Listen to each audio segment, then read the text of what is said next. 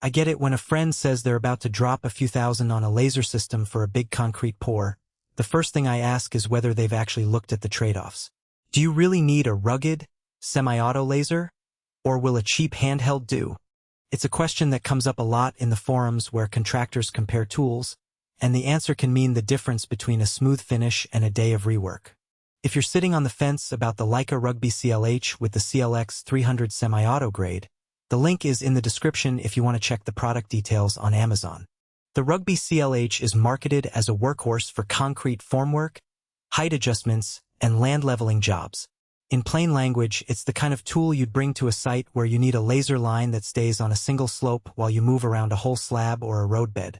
The first thing I noticed when digging into the product page is that everything is built around one core idea: durability and simplicity.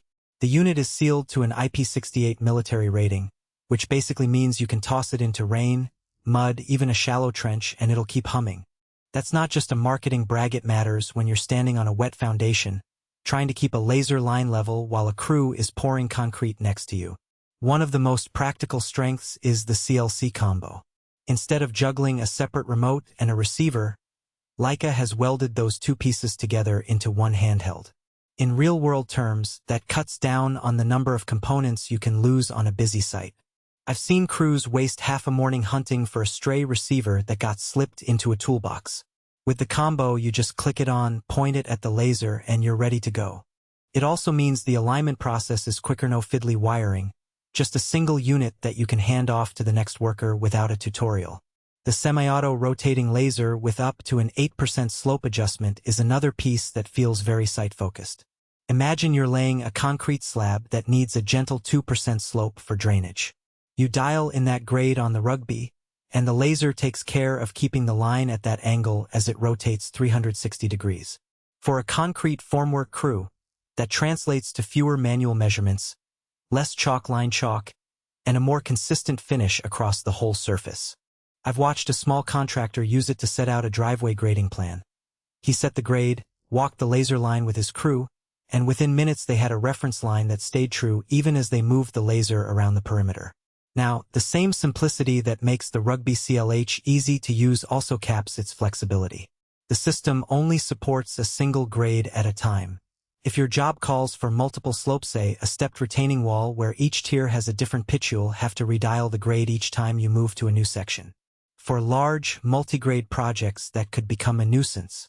In contrast, higher-end laser systems on the market offer multi-grade programming, letting you store several slopes and switch between them with a button press. If your day-to-day work is mostly one-slope concrete slabs or straightforward land leveling, the Rugby single-grade setup is a non-issue. But if you regularly tackle complex grading, you might feel boxed in. Another point that pops up when you compare notes with other contractors is the range. The Leica Rugby CLH doesn't brag about ultra-long distances.